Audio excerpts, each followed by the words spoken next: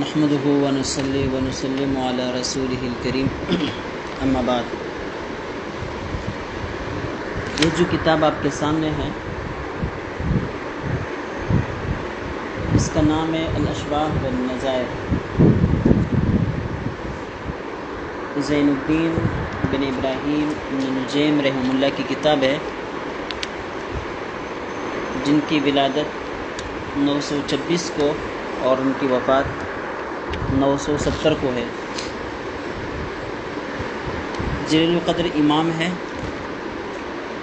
کئی کتابوں کے مصنف ہیں، البحر الرائق جنہوں نے لکھی ہے، جو کنز الدقائق کے متداول شروحات میں سے سب سے اہم ترین ہے اور فتویٰ میں مرجع خلائق ہے،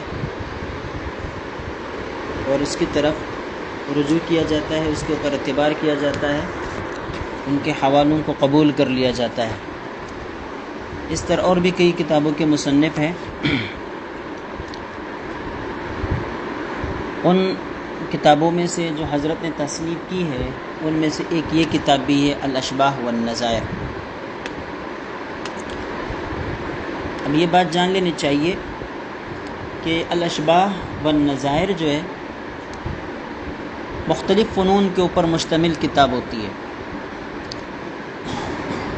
اب یہ اتنی بڑی کتاب ہے لیکن یہ 7 فنون پر مشتمل ہے، اور ان فنون میں سے صرف ایک فن جو ہے وہ الاشباح والنظائر کہلاتا ہے، باقی فنون الاشباح والنظائر نہیں کہلاتے۔ لیکن چونکہ اس قسم کا نام مختلف فنون کو جمع کر کے کتاب کے اوپر رکھنے کا ایک معمول اکابر کا آ رہا تھا، تو حضرت نے بھی مختلف فنون کو جمع کر کے نام الاشباح والنظائر رکھا۔ علامہ سبکی رحمہ اللہ نے بھی کتابیں لکھی، علامہ سیوطی رحمہ اللہ نے بھی کتابیں لکھی، اور ان کا نام جو ہے الاشباح والنظائر رکھا، جبکہ ان کے اندر مختلف فنون جمع تھے۔ تو حضرت نے بھی انہی کے نقش قدم پر چلتے ہوئے مختلف فنون کو جمع کیا اور نام جو ہے الاشباح والنظائر رکھا۔ مقدمے میں فرماتے ہیں کہ دیگر مذاہب میں اس نام کی کتابیں تو موجود تھیں، لیکن احناف میں اس نام کی کتاب کسی نے نہیں لکھی تھی۔ اس وجہ سے میرا ارادہ پیدا ہوا کہ میں یہ کتاب لکھوں گا۔ اب الاشباح والنظائر کہتے کس کو ہے؟ تو الاشباح یہ شبیہ کی جمع ہے، اور نظائر نظیر کی جمع ہے۔ دونوں کے معنی ایک ہے، مانند مساوی، ایک دوسرے کے مشابہ۔ اور بعض حضرات کہتے ہیں کہ ان کے اندر تھوڑا سا فرق ہے، جو دو چیزیں ہر اعتبار سے ایک دوسرے کے ساتھ ملتی جلتی ہو، ایسی چیزوں کے درمیان جو تعلق ہوتا ہے وہ مماثلت کا ہوتا ہے، اور اکثر چیزوں میں اگر اشتراک ہو تو اس کو مشابہت کہتے ہیں، اگر اکثر میں نہ ہو، کچھ چیزوں میں ملتے جلتے ہو، تو ان کو آپس میں ایک دوسرے کے نظیر کہا جاتا ہے، اور ان کا تعلق جو آپس میں ہوتا ہے وہ مناظرت کا ہوتا ہے۔ تو یہ فرق اعتباری ہے۔ اصطلاح میں الاشباح والنظائر اسے کہا جاتا ہے کہ ہم شکل مسائل ہو، ہم شکل چیزیں، ہم شکل مسائل جو بظاہر ملتے جلتے ہوتے ہیں، لیکن حکم کے اعتبار سے ان میں فرق ہوتا ہے، اور وہ فرق ہر ایک کی سمجھ میں نہیں آتا، بلکہ وہ فقہا کی دقت نظر کی بنا پر وہ سمجھا جا سکتا ہے، اور وہ ان کو نکال دیتے ہیں۔ لہذا جس کتاب میں یا جس فن میں ملتے جلتے ایسے مسائل ذکر کر دیے گئے ہو جو بظاہر ایک دوسرے کے مشابہ ہو لیکن حکم کے اعتبار سے مختلف ہو، ایسے فن کو فن الاشباح والنظائر کہا جاتا ہے۔ کیا کہا جاتا ہے؟ ٹھیک ہے. اب یہ کتاب جو ہے 7 فنون پر مشتمل ہے. میں نے آپ کو بتلایا ان 7 فنون میں سے ہم نے صرف ایک فن پڑھنا ہے اور وہ ہے قواعد کا فن. 7 فن ہے. پہلا فن جو ہے قواعد کلیہ سے متعلق ہے. دوسرا فن ضوابط فقہیہ میں ہے. تیسرا فن جو ہے وہ معرفت الجمع والفرق. اور چوتھا فن جو ہے وہ الغاز ہے. الغاز کہتے ہیں معمہ پہلیاں کہتے ہیں نا, اردو پشتو میں دوڑے کہتے ہیں اور اردو میں پہلیاں کہتے ہیں. جیسے کہ لوگ کہتے ہیں نا, ہمارے بڑے کہتے ہیں فلاں شخص نماز جنازہ پڑھ رہا تھا اور اس کے جو ہے ماتھے میں کوئی چیز لگی تو کیسے صاف کرے گا؟ تو سامنے والا آدمی کہتا ہے کہ جنازے میں تو شدہ ہوتا نہیں ہے تو ماتھے پر کوئی چیز کیسے لگی؟ اب سمجھ گئے؟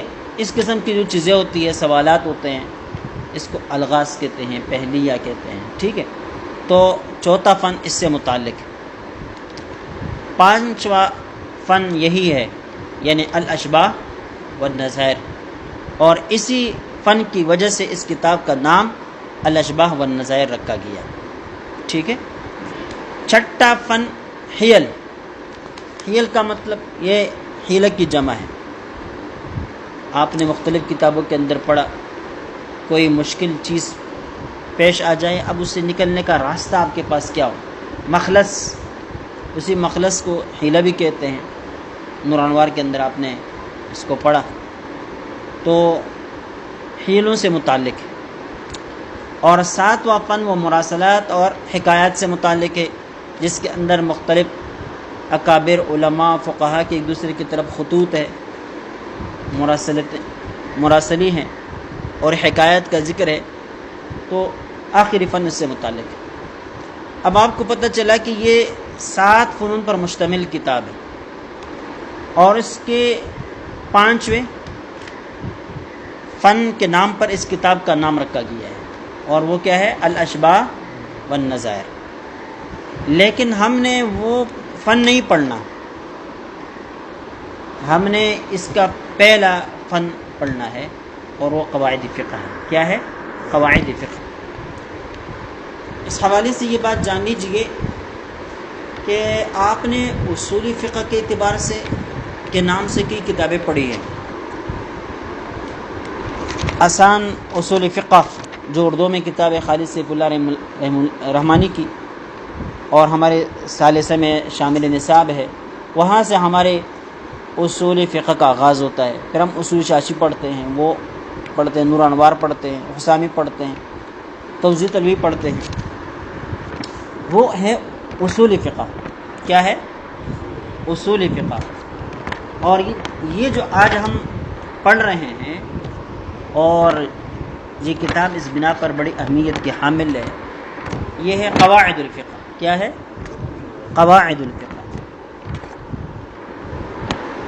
آپ نے ایک اور لفظ بھی سنا ہوگا, ضوابط, ضابطہ.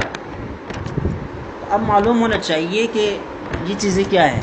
اصول فقہ میں آپ نے تفصیل کے ساتھ پڑھا کہ اصول اصل کی جمع ہے, کس چیز کی بنیاد کو کہا جاتا ہے, ما یبتنی علیہ غیرہ, جس کے اوپر غیر کی بنا ہو اس کو اصل کہتے ہیں. اور قاعدے بھی اسی کو کہتے ہیں, بنیاد کو, عمارت کی جو بنیاد ہوتی ہے. وَإِذْ يَرْفَعُ إِبْرَاهِيمُ الْقَوَاعِدَ مِنَ الْبَيْتِ, عمارت کی بنیادیں اٹھا رہی تھی. اساس کو کہتے ہیں, اور قواعد اس کی جمع ہے.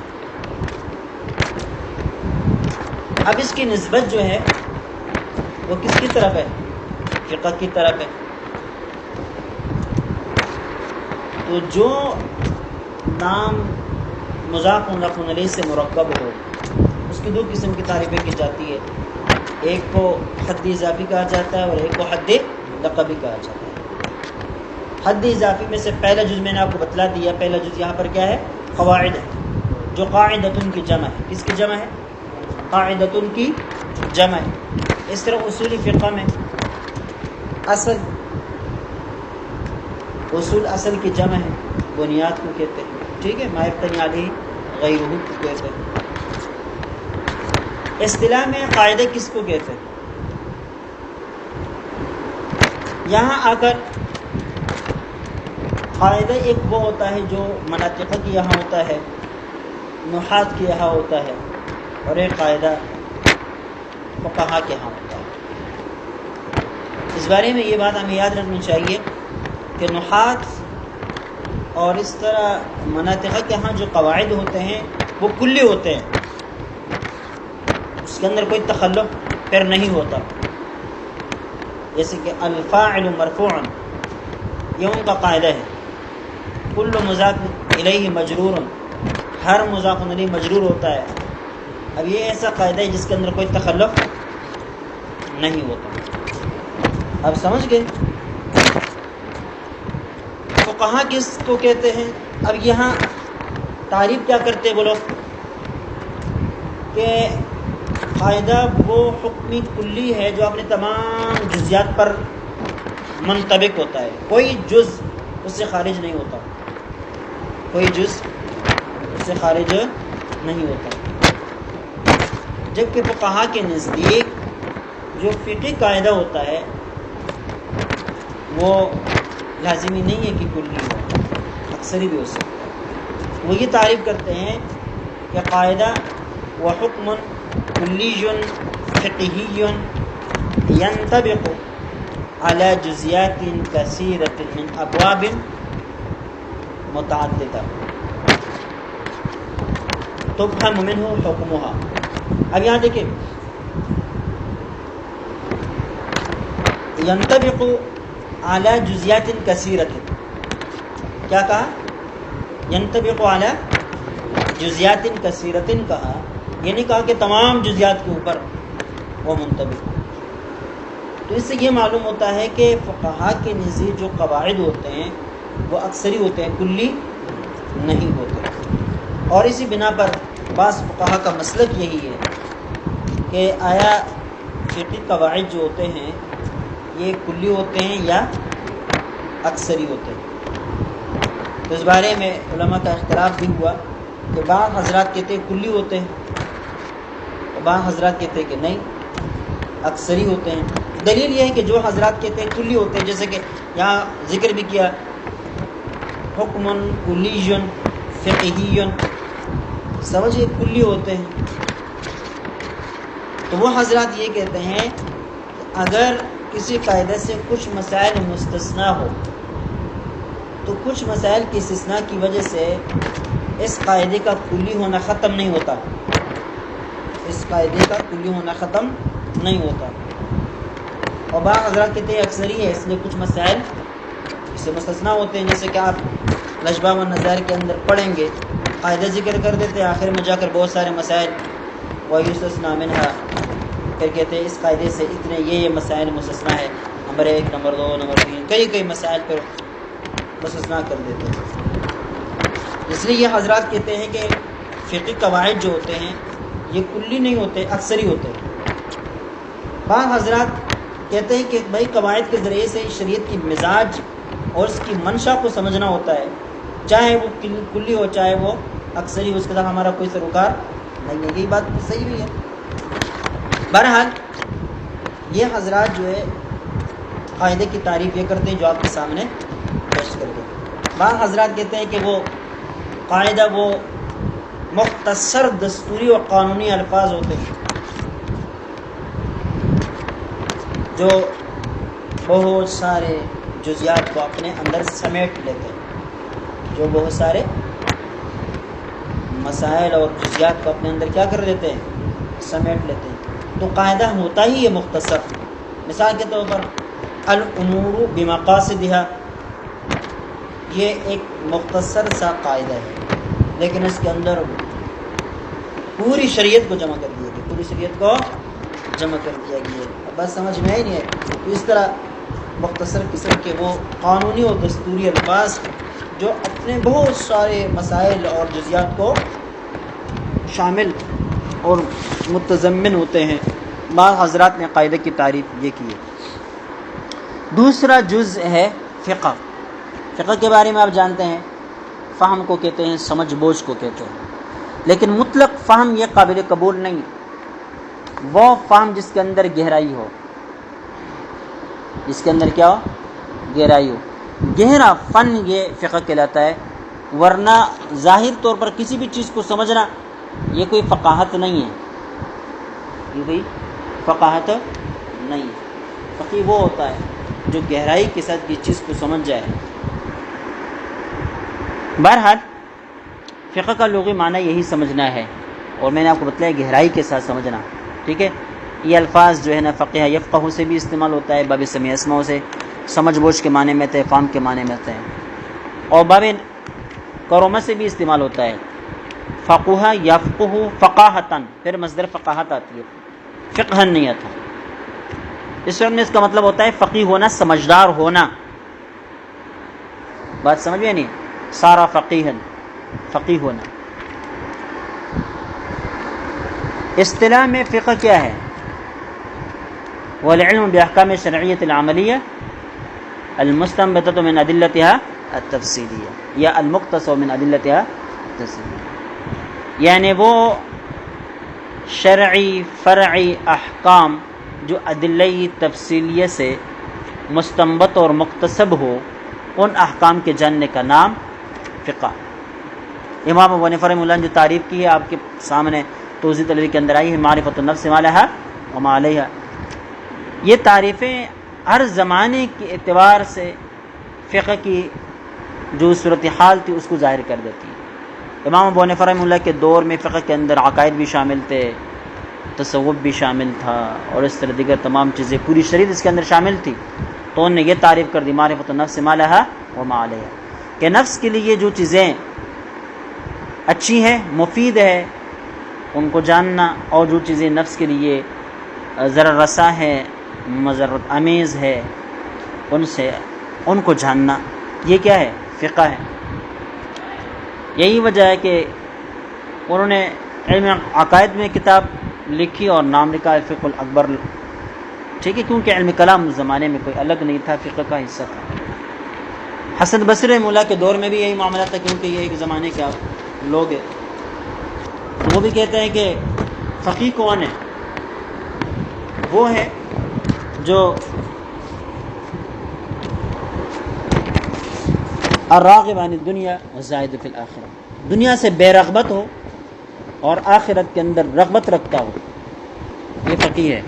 تو پتہ چلا کہ ان کے نزدیک فقاہت کا تصور یہ تصوف کے ساتھ ملا ہوا تھا، بعد میں پھر تقسیم ہو گئی، علم تصوف الگ ہو گیا اور علم عقائد الگ ہو گیا، علم فقہ الگ ہو گیا۔ اب علم کلام جو ہے، عقائد سے متعلق جو علم ہے اس کو علم کلام کہتے ہیں، باطنی امور اور اصلاح قلب اور تزکیہ قلب سے متعلق جو علم ہے اس کو تصوف کہتے ہیں، اور احکام شرعیہ العملیہ، عملی جو چیزیں ہیں، جائز ناجائز، مستحب اور کیا ہے، فرض واجب نفل، مستحب سنت مکروہ حرام وغیرہ، ان چیزوں کا جو علم ہے یہ احکام کہلاتے ہیں، اور اسی کو کیا کہتے ہیں؟ فقہ کہتے ہیں۔ کیا کہتے ہیں؟ فقہ کہتے ہیں۔ اب یہ جو کتاب ہے جس کو میں نے بتلا دیا قواعد الفقہ، اب یہ جو تعریف آپ کے سامنے آ گئی یہ کیا ہے؟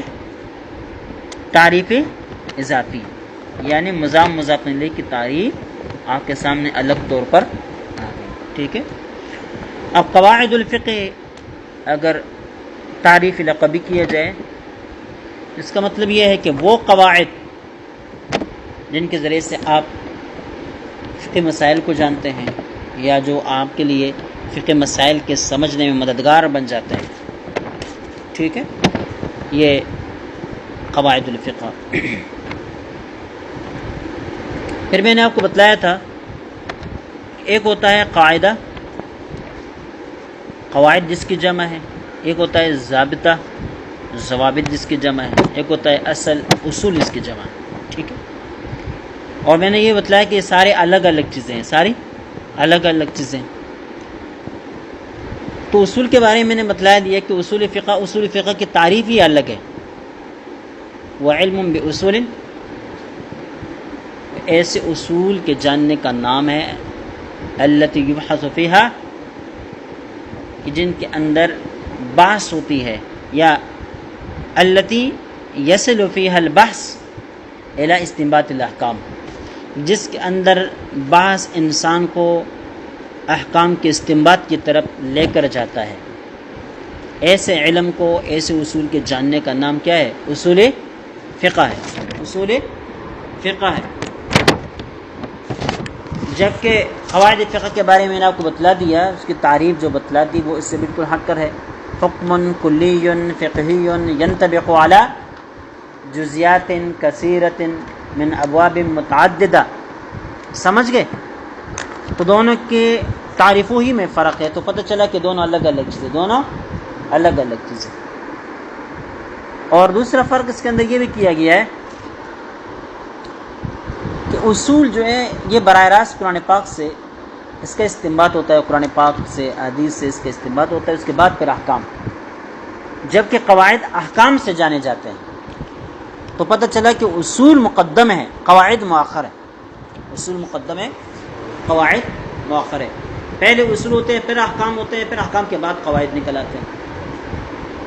لہذا اب اگر آپ یہ کہیں کہ قواعد کے ذریعے سے احکام معلوم ہوتے ہیں، تو گویا کہ جو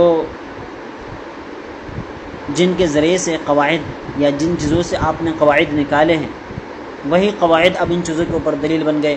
ایسا تو نہیں ہوگا، ایسا تو نہیں ہوگا. سمجھ گئے؟ تیسرا فرق یہ کیا گیا ہے کہ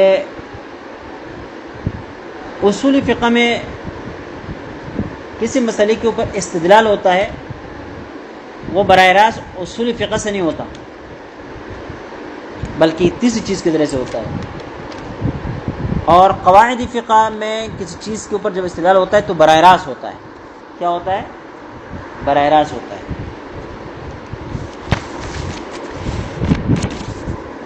مثال کے طور پر دیکھیں، جو نہیں ہے، نہیں یہ کسی چیز کی حرمت پر دلالت کرتی ہے. کیا کرتی ہے؟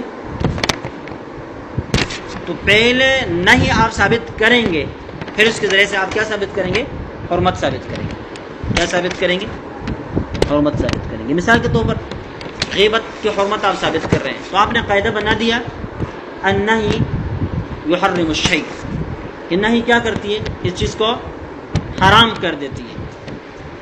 اور نہیں ولا یغتب بعضکم بعضا، وہاں پر نہیں وارد ہے، لہذا غیبت حرام. لہذا کیا ہے؟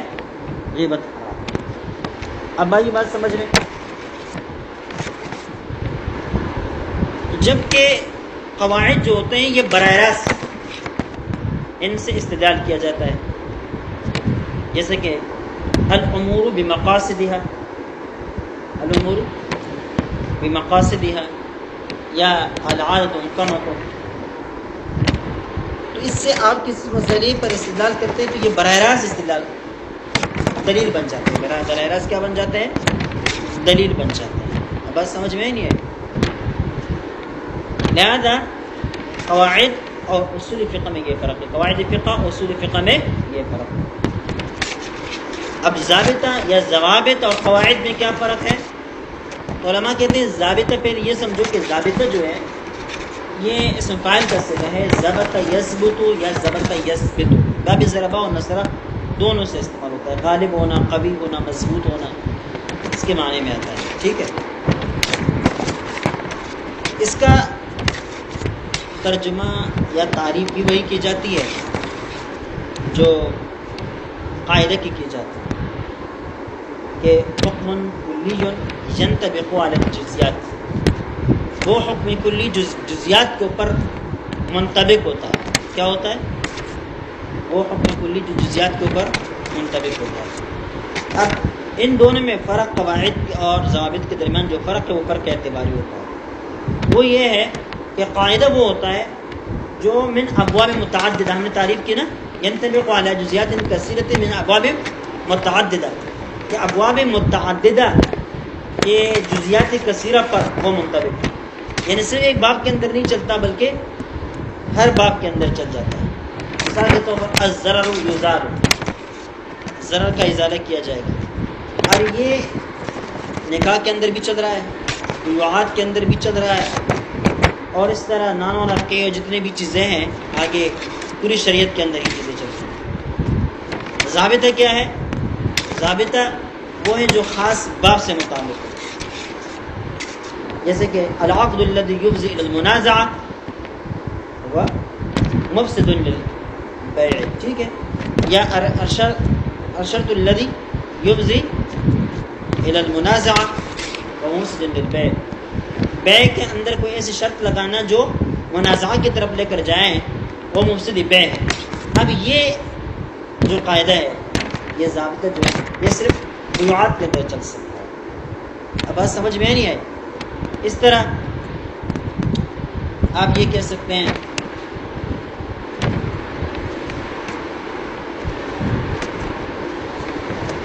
میراث کی بات میں آپ جائیں نا، آپ یہ کہیں کہ جو شخص کے درمیان جو ہے نا کسی عورت کا واسطہ آتا ہو وہ محروم ہوتا ہے. جیسے کہ جدی فاسد ہو گیا، سمجھ گئے؟ تو اب یہاں یہ جو قاعدہ ہے، یہ قاعدہ کہاں چلتا ہے؟ صرف میراث کے اندر چلتا ہے، کسی اور جگہ نہیں چلتا. ٹھیک ہے، تو قواعد کے درمیان اور ضوابط کے درمیان یہ فرق ہے. قواعد کے اندر جو عموم ہوتا ہے اور ضابطے کے اندر کیا ہوتا ہے؟ خصوص ہوتا ہے، کسی خاص باب سے متعلق ہوتا ہے. ٹھیک ہے، پھر یہ بات بھی جان لیں کہ جو قواعد ہوتے ہیں ان کا جاننا انسان کے لیے شریعت کی سمجھ میں آسانی کا باعث بن جاتا ہے. آپ کو شریعت کی مزاج کا پتہ چل جاتا ہے کہ شریعت کی مزاج کیا ہے. شریعت کے مسائل کے ساتھ ممارست و قسم کی مزاولت پیدا ہو جاتی ہے. بسا اوقات آپ کو جزیہ کا پتہ نہیں ہوگا، کسی کتاب کا مطالعہ نہیں ہوگا، لیکن ایک قاعدہ ذہن کے اندر کٹک رہا ہوتا ہے، کوئی بات سامنے آ جاتی ہے، آپ کہتے ہیں یار یہ اس قاعدے کے مطابق تو صحیح نہیں ہونا چاہیے. ٹھیک ہے، آپ حکم نہیں لگا سکتے ہیں، اٹل حکم نہیں لگا سکتے، لیکن آپ کو وہ قاعدہ بتاتا ہے کہ بھئی یہاں کچھ نہ کچھ اس طرح ہے. سمجھ گئے؟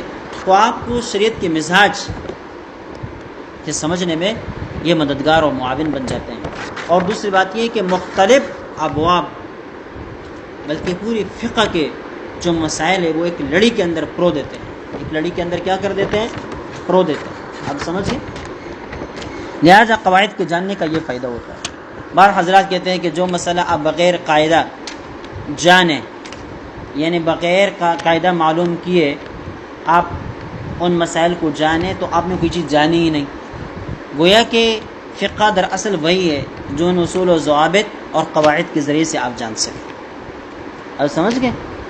اس وجہ سے قواعد کی بہت بڑی اہمیت ہے، علماء نے اس کو ذکر کیا، اور یہی وجہ ہے کہ جب سے یہ کتاب لکھی گئی اس کا جو پہلا حصہ ہے یہ متداول ہے اور درس میں شامل.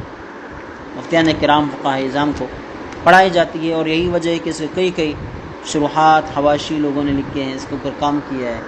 تو اس کی اہمیت کی وجہ سے، کس کی وجہ سے؟ اہمیت کی وجہ سے. البتہ اتنی بات ہے کہ شرح عقود رسم مفتی میں آپ پڑھ لیں گے، یا جو ہم کتاب پڑھ رہے ہیں اصول افتاء و آداب، ان میں یہ ہے کہ یہ الاشباہ والنظائر یا جو قواعد جو ہے ان سے فتویٰ دینا جائز نہیں ہوتا.